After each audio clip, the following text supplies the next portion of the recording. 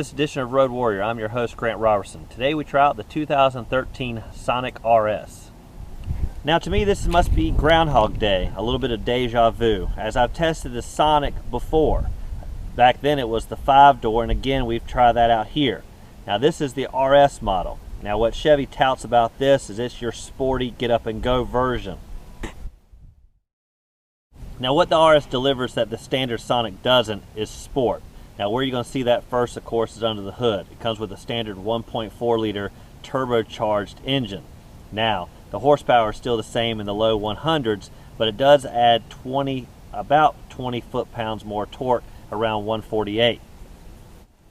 Now the 1.4 liter turbocharged comes coupled with a 6-speed manual transmission, standard here on the RS. Standard on the other models, of course, is a 6-speed automatic. Now what you'll notice with the RS is, of course, the manual shift is the sport response that you need. I give some gas at first and get it up and going. Now what you'll notice is that high-pitched scream lets you know when to shift. Now I also find it even more advantageous to actually start from second and not start from first, as the shift point comes really quickly. Now if you're kind of a novice at shifting, there is a indicator on the dash that actually says shift when you're supposed to.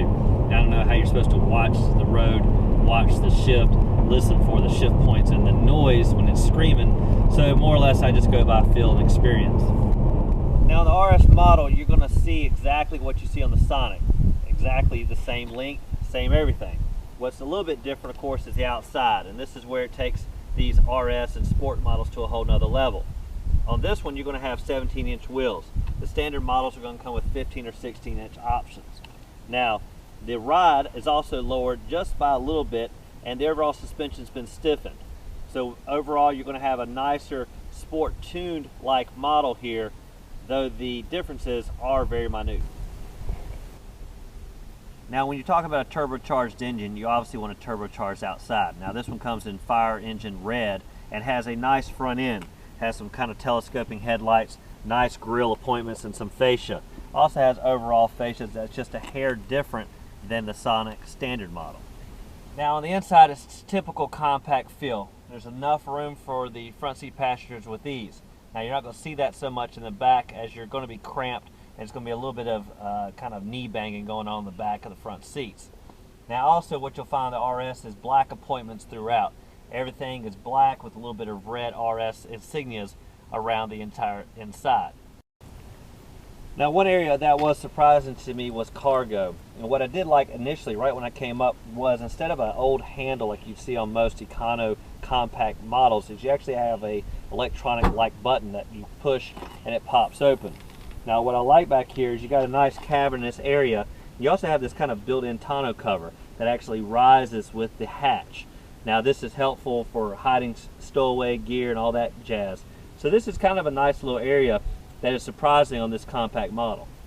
Now diving a little bit deeper into the cargo area, we talked about the tonneau cover earlier.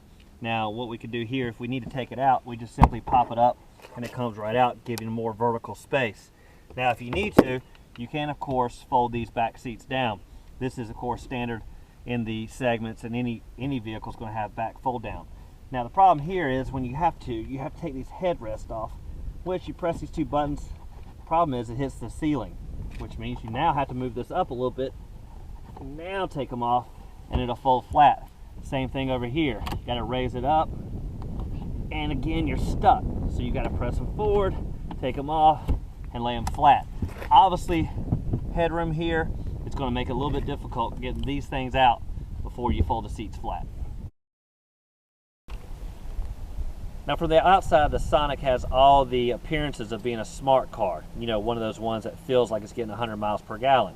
Well, it really isn't here. This is still kind of a standard geek looking vehicle. So it does have some sport and will only get you around 30 miles per gallon. Now as for overall comfort, the vehicle rides fairly smooth. Now you got to remember this is a short footprint, so you're going to feel the bumps in the front, the back, all the way around. But what I did find is it's overall nice, and even if you hit the occasional pothole, it's not going to send a jolt up through your spine. So it's a decent ride and not a bad vehicle. Now of course once you're driving, that's when you're going to start to feel the ergonomics of everything. You're going to be able to feel where the buttons are and how they've sculpted this around you. Now it's pretty funny, this is only a $20,000 vehicle, and you would think there'd be something that's amiss, but I can't find it. The best part of this vehicle is, again, the miling. Everything's right there on an LCD screen. There's no clutter of buttons. The only knobs you will find is for the climate, and that's just standard 3 climate controls where you have the fan speed, the temperature setting, and the actual mode.